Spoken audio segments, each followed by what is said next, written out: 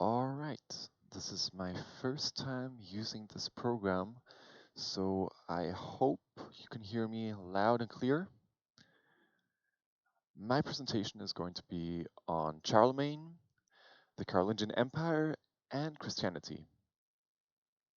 My main reason for choosing Charlemagne as the main focus of the king or majordomo or even later crowned Roman emperor is that he played a very important role in the growth of Christianity and protecting it in um, ancient Central Europe.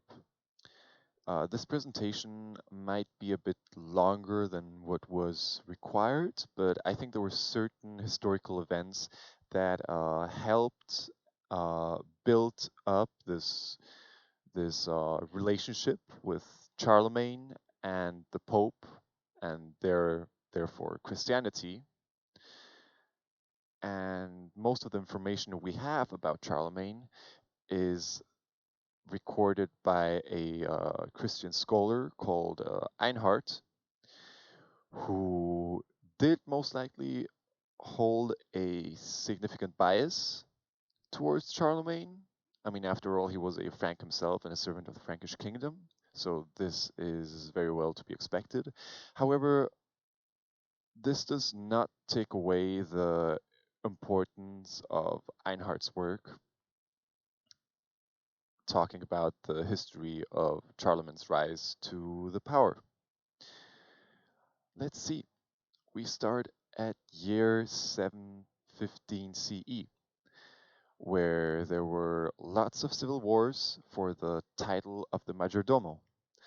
The reason for this is that the Majordomo was actually a higher title in terms of power than that of the king.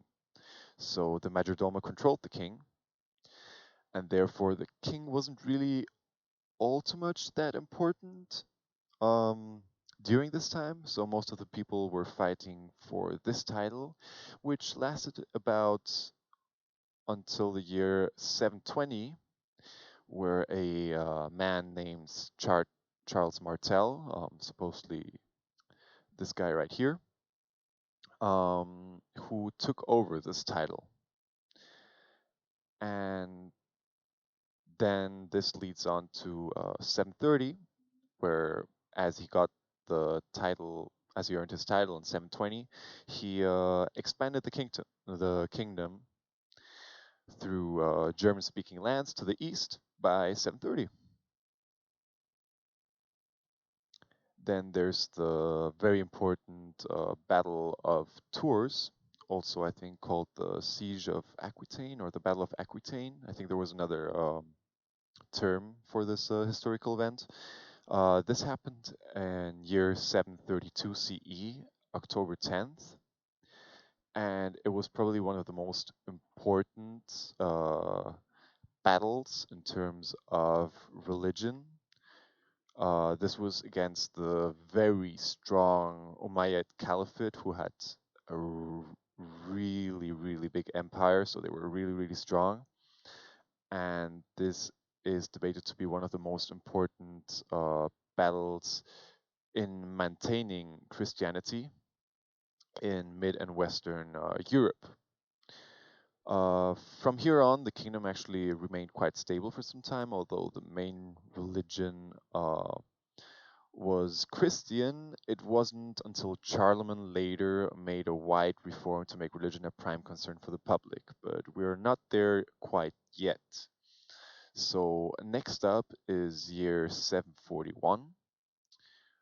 This is where Charles Martel dies, and before his death, the territories of the kingdom will be split between his two sons, called Carloman and Pippin.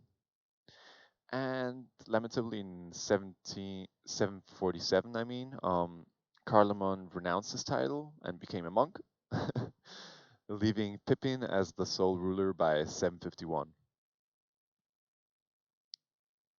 All right, so now during Pippin's rule, Often Pippin's rule is overlooked since his sons were had a stronger impact, but I actually think his importance in helping Christianity is actually very big.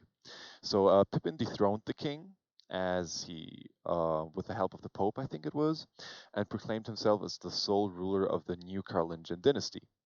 So now he calls himself King Pippin III. In addition, he began the close relationship between the Frankish kings and the Pope, which I think is very important as he could gain legitimacy and protection from this from the Frankish Lombards, which extended into what is now the modern Italy, the land, and the relationship. I think the relationship is very important as it brought religion closer to power, where there is a and where there's power, there's obviously also influence. So this definitely helped Christianity's growth, but it wasn't that big on throughout the public yet. So the general public, mostly in the higher order, so the nobles and well, the kings. You know, like the elite. Let's talk about the elite. Yeah. Next up is year 768. This is the start of Charles the Great. Um, so Pippin reigned until 768 when he died and then divided the kingdom between his two sons, Charlemagne and the eldest called Carloman. But this did not last very long because Carloman died in 771. Anyways, they weren't very much in great terms, so this actually worked out pretty well for Charlemagne, where he gained the rest of the kingdom. And Charlemagne did wage many wars, which debatably had religious reasons to them. Einhard talks very, he glorifies him very much, so there's definitely that bias towards him, but there were definitely some religious reasons for those battles. Um, where in the end, finally, the Saxons accepted baptism in 785. And during 774, Charlemagne wanted to maintain a strong relationship with the papacy. So I think Pippin III's relationship or start of relationship with the Pope definitely helped.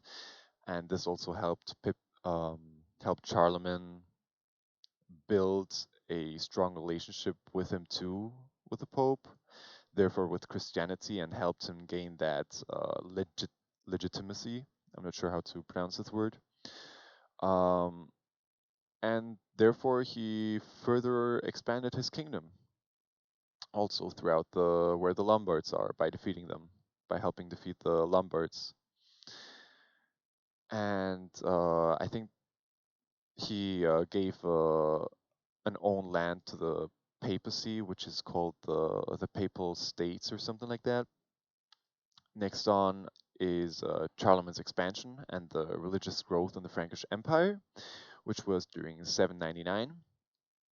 And from here on, Charlemagne reached a small peak in his expansion in 799, where the kingdom could now actually be seen as a empire. So we call it the Carolingian Empire. And in order to maintain such a big empires, he decided to divide the kingdom between administrative centers, known as the Missi Dominici, so between counties, and Missaticas, which were further inspected by the Missi Dominici, which were people. One of them always being a not a pope but a Christian figure, and another one also directly ruled under Charlemagne, if I'm not wrong. And the Carolingian Renaissance and 800 CE was when Charlemagne was crowned as the new Roman emperor, which gave him way more prestige and a way stronger bond with the papacy. Therefore, Christianity also won a lot from this, and he now started what was called as the Carolingian Renaissance, which there's also another term called correctio. What he did here was that many he sponsored many religious scholars to his kingdom, which is where Einhard also came, and many schools were formed, and the literacy rating increased dramatically during this period, which obviously hugely benefited the churches and religion, as it increased the amount of textbooks written, which is also good for historians as we can analyze more and interpret more history. Um, and in the end, finally, Charlemagne reached his final peak in the expansion when he conquered more land until 812 CE. And this was my presentation. I hope you enjoyed it. I definitely enjoyed it. And thank you for the great semester.